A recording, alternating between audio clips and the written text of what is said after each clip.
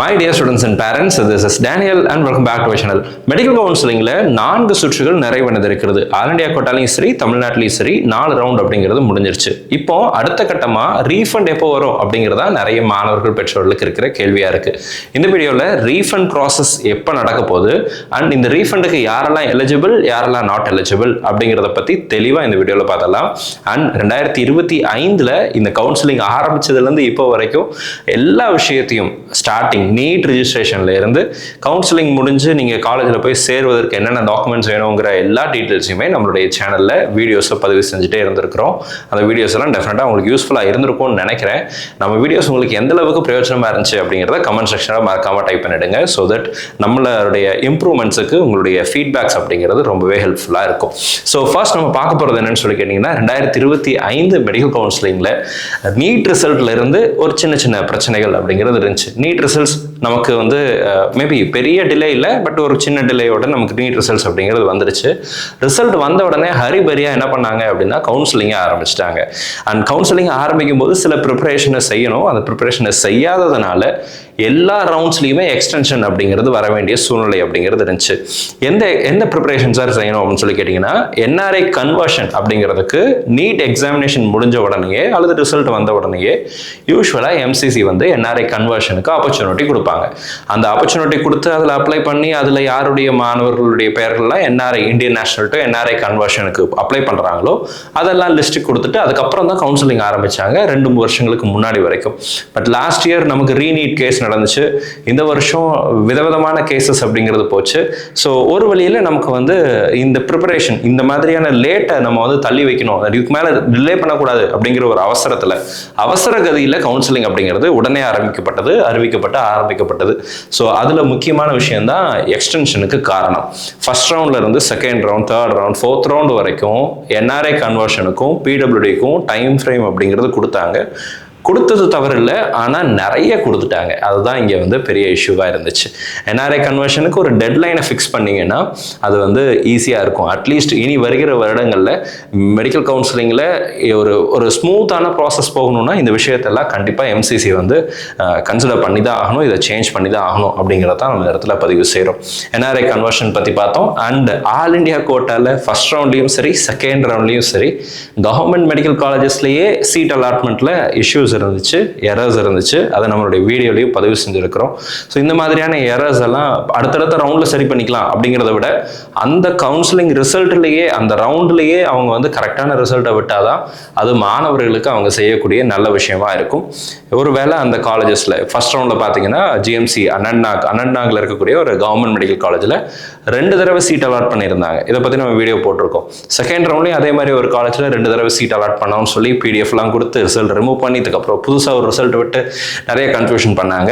இந்த மாதிரியான எரர்ஸை இனி வருகிற வருடங்களில் எம்சிசி கண்டிப்பாக செய்யக்கூடாது அப்படிங்கிறது மாணவர்கள் பெற்றோர்கள் சார்பாக வைக்கிற கோரிக்கை. அப்போதான் ஒரு டிரான்ஸ்பரன்சி அப்படிங்கிறது இருக்கும். அந்த டிரான்ஸ்பரன்சி இருந்துச்சுன்னா தான் மாணவர்கள் பெற்றோர்கள் யாரெல்லாம் நீட்டுக்கு ப்ரிப்பேர் பண்ணுறாங்களோ அவங்களுக்கு இந்த சிஸ்டம் மேலே ஒரு நம்பிக்கை அப்படிங்கிறது ஏற்படும். அடுத்தபடியாக நமக்கு வந்து 4 ரவுண்டுங்கிறது முடிஞ்சிருச்சு. ஸோ இப்போ ரீஃபண்டை பற்றி பார்த்தலாம். ரீஃபண்டுக்கு செக்யூரிட்டி டெபாசிட் நீங்கள் கட்டியிருப்பீங்க. ஆல் இண்டியா கோட்டாலையும் சரி தமிழ்நாட்டிலையும் சரி நீங்கள் 2 விதமான செக்யூரிட்டி டெபாசிட் கட்டியிருப்பீங்க. இன்கேஸ் நீங்கள் ஆல் இண்டியா கோட்டாவில் கவர்மெண்ட் காலேஜஸ் மட்டும் பார்ட்டிசிபேட் பண்ணுறீங்கன்னா general category and EWS category ஸ்டூடெண்ட்டாக இருந்தீங்கன்னா 10,000 rupees நீங்கள் வந்து செக்யூரிட்டி டெபாசிட்டாக கட்டியிருப்பீங்க. ப்ளஸ் ஒரு 1,000 rupees நீங்கள் நான் ரீஃபண்டபிள் ஃபீஸாக பே பண்ணியிருப்பீங்க, ரிஜிஸ்ட்ரேஷன் ஃபீஸ். அதை கொடுக்க மாட்டாங்க. இந்த 10,000 rupees ரீஃபண்ட். ஓகேங்களா? இதான் security deposit, refundable security deposit. அடுத்ததாக பார்த்தீங்கன்னா OBC SC ST PWD category ஸ்டூடெண்ட்டாக இருந்தால் கவர்மெண்ட் காலேஜஸ் மட்டும் போட்டிருந்தீங்கன்னா 5,000 rupees நீங்கள் பே பண்ணியிருப்பீங்க. அடுத்து டீம்டு யூனிவர்சிட்டி போட்டிங்கன்னா 2 லட்சம் ரூபாய் பே பண்ணியிருப்பீங்க. இதில் நீங்கள் வந்து ரீசெட் அன்பிளாக்கிங், ரிஜிஸ்ட்ரேஷன் அன்பிளாக்கிங் எல்லாம் பண்ணி திரும்ப ஒரு தடவை நான் பே பண்ணேன் அப்படின்னா நீங்கள் அடிஷனலாக பே பண்ணியிருக்கலாம். 2 லட்சமோ 10,000மோ அடிஷனலாக நீங்கள் பே பண்ணியிருப்பீங்க. அந்த அமௌண்ட்டெல்லாம் நீங்கள் கட்டின security deposit which is eligible for refund. அதுக்கு சில கண்டிஷன்ஸ் இருக்குது, அதை நான் அடுத்த ஸ்லைடில் காமிக்கிறேன். இப்போ தமிழ்நாடு பொறுத்த வரைக்கும் 2 விதமான செக்யூரிட்டி டெபாசிட். கவர்மெண்ட் கோட்டாக்கு 30,000 ரூபாயும், மேனேஜ்மெண்ட் கோட்டா நீங்கள் போடுறதாக இருந்தால் 1 லட்சம் ரூபாயும் நீங்கள் வந்து டெபாசிட்டாக கட்டிருப்பீங்க.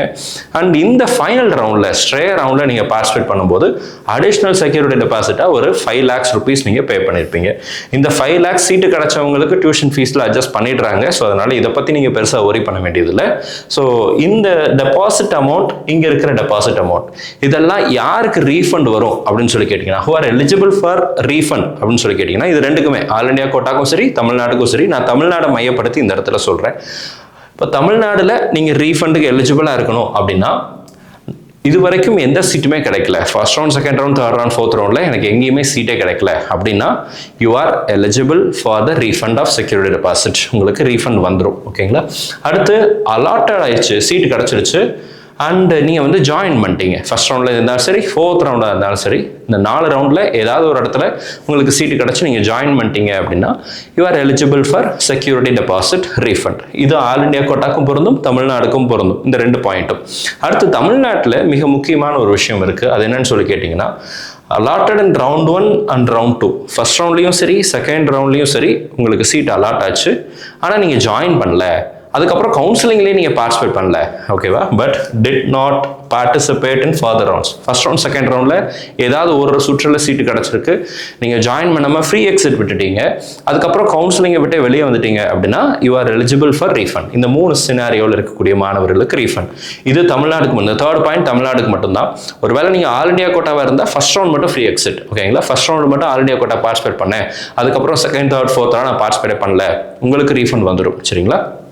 ஸோ இதை நாங்கள் இந்த இடத்துல பதிவு செய்கிறேன். இப்போ who are not eligible for refund, இந்த 3 சினாரியோவில், இதுக்கு முன்னாடி காமிச்ச 3 சினாரியோவில் நீங்கள் இருந்தீங்கன்னா உங்களுக்கு ரீஃபண்ட் வந்துடும். அடுத்து நாட் எலிஜிபிள் யாருக்கு வராதுன்னு சொல்லி கேட்டிங்கன்னா, ஃபர்ஸ்ட் ரவுண்ட்லேயும் சரி, செகண்ட் ரவுண்ட்லேயும் சரி சீட்டு கிடச்சிருந்துச்சு, நீங்கள் ஜாயின் பண்ணிட்டீங்க, ஆனால் நீங்கள் வந்து 24/10/2025 அக்டோபர் 24க்கு அப்புறம் ரிசைன் பண்ணியிருந்தீங்கன்னா, you are not eligible for refund. உங்களுக்கு ரீஃபண்ட் திரும்ப கொடுக்க மாட்டாங்க. ஏன்னா இதுதான் cut off date for Tamil Nadu free exit ரெசிக்னேஷனுக்கு. நீங்கள் எந்த விதமான டெபாசிட் ஃபினான்ஷியல் லாஸஸ் இல்லாமல் அந்த சீட்லேருந்து வெளியே வரணும் அப்படின்னா 24/10/2025 நீங்கள் அந்த சீட்டை வேண்டான்னு சொல்லிட்டு கவுன்சிலிங் விட்டு வெளியே வந்துருந்தீங்கன்னா, you are eligible for refund. சரிங்களா? இது வந்து இந்த இடத்துல சொல்கிறேன்.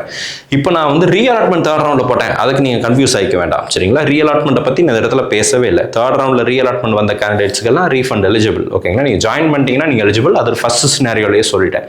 இது அந்த கவுன்சிலிங் ஃபர்ஸ்ட் ரவுண்ட்லேயும் சரி, செகண்ட் ரவுண்ட்லேயும் சீட்டு கிடச்சது, நான் ஜாயின் பண்ணிட்டேன், ஆனால் நான் 24/10/2025 அப்புறம் தான் ரிசைன் பண்ணேன். அப்படி ஒரு வேளை ரிசைன் பண்ணியிருந்தீங்கன்னா நீங்கள் ரீஃபண்டுக்கு எலிஜிபிள் கிடையாது, உங்களுக்கு ரீஃபண்ட் வராது. அடுத்ததாக allotted candidates in round 3 and round 4 but did not join. round 3லயும் சரி, round 4லயும் சரி, தமிழ்நாடு பொறுத்த வரைக்கும் round 3, round 4ல உங்களுக்கு சீட்டு கிடைச்சு நீங்கள் ஜாயின் பண்ணாமல் போயிருந்தீங்க அப்படின்னா, then you are not eligible for refund. உங்களுக்கும் ரீஃபண்ட் அப்படிங்கிறது வராது. சரிங்களா? இப்போ இந்த ரீஃபண்ட் எவ்வளோ பண்ணுவாங்க அப்படின்னு சொல்லி கேட்டிங்கன்னா, நீங்கள் என்ன அமௌண்ட்டை பே பண்ணியிருக்கீங்களோ டெபாசிட்டாக, அந்த அமௌண்ட்டை அப்படியே உங்களுக்கு ரீஃபண்ட் பண்ணிடுவாங்க. எந்த அக்கௌண்ட்டுக்கு சார் ரீஃபண்ட் பண்ணுவாங்க அப்படின்னு சொல்லி கேட்டிங்கன்னா, நீங்கள் இதுக்கு முன்னாடி ரிஜிஸ்ட்ரேஷன் செய்யும்போது, தமிழ்நாடுலையும் சரி, ஆல் இண்டியாலையும் சரி, ரிஜிஸ்ட்ரேஷன் செய்யும்போது நீங்கள் ஒரு அக்கௌண்ட் கொடுத்துருப்பீங்க. சரிங்களா? நீங்கள் வந்து ஒரு அக்கௌண்ட் கொடுத்துருப்பீங்க, ரீஃபண்டுக்கு பேங்க் அக்கௌண்ட் கொடுத்துருப்பீங்க. நல்லா ஞாபகப்படுத்தி பாருங்க. அந்த பேங்க் அக்கௌண்ட்டுக்கு தான் ரீஃபண்ட் வரும். சரிங்களா? ஆல் இண்டியாவில் நீங்கள் செக் லீஃப் எல்லாம் அப்லோட் பண்ணியிருப்பீங்க, பாஸ்புக்குடைய ஃப்ரண்ட் பேஜோ அது செக் லீஃபோ அப்லோட் பண்ணியிருப்பீங்க. அந்த அக்கௌண்ட்டுக்கும் உங்களுக்கு ரீஃபண்ட் பண்ணுவாங்க ஆல் இண்டியாவில். தமிழ்நாட்டிலையும் அதே மாதிரி உங்ககிட்ட ரீஃபண்டுக்கு அக்கௌண்ட் ஃபஸ்ட்டே வாங்கிட்டாங்க. நீங்கள் கொடுத்துருக்கிற, நீங்கள் எந்த ரிஜிஸ்ட்ரேஷன் பண்ணும்போது, தமிழ்நாடு கவுன்சிலிங்க்கு ரிஜிஸ்டர் பண்ணும்போது எந்த அக்கௌண்ட் கொடுத்தீங்களோ அந்த அக்கௌண்ட்டுக்கு ரீஃபண்ட் வரும். நீங்கள் பே பண்ண அக்கௌண்ட்டுக்கு வராது. நீங்கள் ரீஃபண்ட் பண்ணுறதுக்காக அக்கௌண்ட் மென்ஷன் பண்ணி கொடுத்துருப்பீங்க, அந்த அக்கௌண்ட்டுக்கு உங்களுடைய பணத்தை ரீஃபண்ட் பண்ணிடுவாங்க. இப்போ $1 மில்லியன் கொஸ்டின், சார் எப்போ சார் ரீஃபண்ட் பண்ணுவாங்க அப்படிங்கிறதா. இப்போதைக்கு 4 ரவுண்டு முடிஞ்சிருக்கு.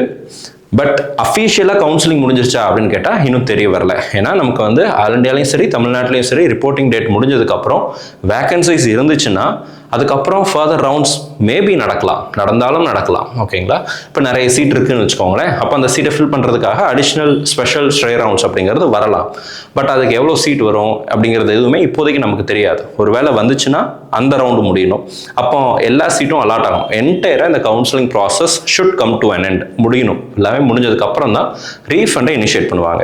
ஸோ மோஸ்ட் லைக்லி டிசம்பர் எண்டில் அல்லது ஜனவரியில் தான் நமக்கு ரீஃபண்ட் அப்படிங்கிறது வரும் அப்படிங்கிறதா இப்போதைக்கு இருக்கிற சிச்சுவேஷனாக இருக்குது. This is applicable for all India quota as well as Tamil Nadu, ரெண்டுக்குமே இது பொருந்தும். சரிங்களா? ஸோ இதான் இப்போதைக்கு இருக்கிற அப்டேட். ஒருவேளை இந்த வருஷம் எனக்கு சீட்டு கிடைக்கல அப்படின்ற மாணவர்களாக நீங்கள் இருக்கீங்க அப்படின்னா, நான் அடுத்த வருஷம் கண்டிப்பாக எனக்கு மார்க் பத்தலை அப்படிங்கிற மாதிரியான மைண்ட் செட்லேயோ, அல்லது எனக்கு இந்த வருஷம் நான் கிடைத்த வாய்ப்பை நான் மிஸ் பண்ணிட்டேன் அப்படிங்கிற மாதிரியான மைண்ட் செட்லேயோ நீங்கள் இருந்தீங்க அப்படின்னா, நெக்ஸ்ட் இயருக்கு 2026க்கு உங்களால் கண்டிப்பாக உங்கள் மார்க்கை பூஸ்ட் பண்ண முடியும். நல்லா படிங்க, இருக்கிற டைமை எஃபெக்டிவாக யூஸ் பண்ணுங்கள். இன்னும் கரெக்டாக ஒரு 5-6 மாதம் நம்ம கையில் இருக்குது. எவ்வளோ நாள் இருந்தாலும் பரவாயில்ல, இருக்கிற நாளை கரெக்டாக படிச்சிங்க அப்படின்னா அட்லீஸ்ட் நம்மளால் முடிந்த வரைக்கும் நம்மளுடைய ஃபஸ்ட்டு 2025 வாங்கின மார்க்கில் இருந்து கொஞ்சமாவது கண்டிப்பாக நீங்கள் என்ன பண்ண முடியும்னா இன்க்ரீஸ் பண்ண முடியும். ஸோ அப்போ மார்க் இன்க்ரீஸ் பண்ணுறதுக்கு இருக்கிற ஒரே வழி படிக்கிறது மட்டும் தான். நல்லா படிங்க. ஒருவேளை நீங்கள் ரிப்பீட்டர்ஸ் பேட்சில் ஜாயின் பண்ணோம் அப்படின்னு நினச்சிங்க அப்படின்னா நம்மளுடைய ஆஃபீஸ் நம்பருக்கு காண்டாக்ட் பண்ணலாம். நம்மளுடைய நீட் கோச்சிங் சென்டர் கோயம்புத்தூர் காந்திபுரமில் லொக்கேட் ஆகிருக்கு. உங்களுக்கு தகவல்கள் தேவைப்படுது அப்படின்னா ஸ்க்ரீனில் பார்க்குற இந்த நம்பருக்கு கால் பண்ணலாம். டெஃபினட்டாக உங்களுடைய மார்க் இன்க்ரீஸ் பண்ணுறதுக்கு என்னென்ன வழிகள்லாம் செய்ய முடியுமோ அதெல்லாம் செய்வதற்கு மிஸ்பா அகாடமியும் நானும் தயாராக இருக்கிறோம். ஒருவேளை ஜாயின் பண்ணோம் அப்படின்னா ஸ்க்ரீனில் பார்க்குற நம்பருக்கு கால் பண்ணுங்கள். இன்கேஸ் நீங்கள் அப்ராட் MBBS பற்றி யோசிக்கிறீங்க அப்படின்னா, இது வரைக்கும் எனக்கு வந்து இந்தியாவில் நான் இதுக்கப்புறம் ரிப்பீட் பண்ணலாம் தயாராக இல்லை அப்படின்ற மைண்ட் செட்டில் நீங்கள் இருந்தீங்க அப்படின்னா, மேபி நீங்கள் வெளிநாடுகளில் போய் கூட நீங்கள் MBBS BDS அப்படிங்கிறது படிக்கலாம். ஸோ MBBS தாராளமாக படிக்கலாம். இப்போ எல்லா கண்ட்ரீஸ்க்கும் போக முடியாது, ஒரு சில கண்ட்ரீஸ்க்கு நம்ம கண்டிப்பாக போக முடியும். ஒரு சில கண்ட்ரீஸில் சில யூனிவர்சிட்டிஸ் NMC கைட்லைன்ஸை ஃபுல்ஃபில் பண்ணுறாங்க. அப்படி NMC கைட்லைன்ஸோடு இருக்கக்கூடிய ஃபுல்ஃபில் பண்ணக்கூடிய யூனிவர்சிட்டிஸில் சேர்ந்து MBBS படிக்கணும் அப்படின்னா இந்த வீடியோட டிஸ்கிரிப்ஷனில் கூகுள் ஃபார்ம் ஒன்று கொடுத்துருக்கிறேன். அதை ஃபில் பண்ணுங்கள். நம்ம டீம்லேருந்து கண்டிப்பாக உங்களுக்கு கால் பேக் பண்ணுவாங்க. எந்தெந்த யூனிவர்சிட்டிஸில் அட்மிஷன் ப்ராசஸ் ஓப்பனாக இருக்குது அண்ட் அதில் எதெல்லாம் NMC கைட்லைன்ஸை ஃபுல்ஃபில் பண்ணுது அப்படிங்கிற டீட்டெயில்ஸ் உங்களுக்கு கொடுப்பாங்க. நீங்கள் அந்த அட்மிஷன் ப்ராசஸ் அப்படிங்கிறத செய்யலாம். ஸோ இந்த விஷயம் அப்படிங்கிறது உங்களுக்கு பிரயோஜனமாக இருந்திருக்கும்னு நினைக்கிறேன். அண்ட் மறக்காமல் நம்ம சேனல் உங்களுக்கு எந்த அளவுக்கு உங்களுடைய ப்ராசஸில் எந்த அளவுக்கு ஹெல்ப்ஃபுல்லாக இருந்துச்சு அப்படிங்கிறதையும் கமெண்ட் செக்ஷனில் டைப் பண்ணுங்கள். ஸோ தட் மேபி இதில் நம்ம சில விஷயங்களை மாற்றிக்கொள்ளணும், இந்த இன்னும் சில விஷயங்களை இன்க்ளூட் பண்ணணும், அந்த மாதிரி உங்களுடைய ஃபீட்பேக்ஸ் என்ன இருந்தாலும் அதையும் கமெண்ட் செக்ஷனில் போடுங்க. ஸோ தட் அது நம்மளுடைய சேனல் இம்ப்ரூவ்மெண்ட்ஸ்க்கு ஹெல்ப்ஃபுல்லாக இருக்கும். All very best and thank you so much. இது வரைக்கும் இடம் கிடைக்கல, கண்டிப்பாக அடுத்த வருஷத்தை நான் டார்கெட் பண்ணுறேன் அப்படின்னீங்கன்னா கண்டிப்பாக நெக்ஸ்ட் இயர் நீங்கள் இப்போ வாங்கின மார்க்கை விட அடுத்த வருஷம் அதிகமான மார்க் எடுப்பீங்க. கண்டிப்பாக கவர்மெண்ட் மெடிக்கல் காலேஜஸில் உங்களுக்கு சீட்டு கிடைக்கணும்னு சொல்லி உங்களுக்கு அப்ளை பண்ணிக்கிறேன். All very best and thank you so much.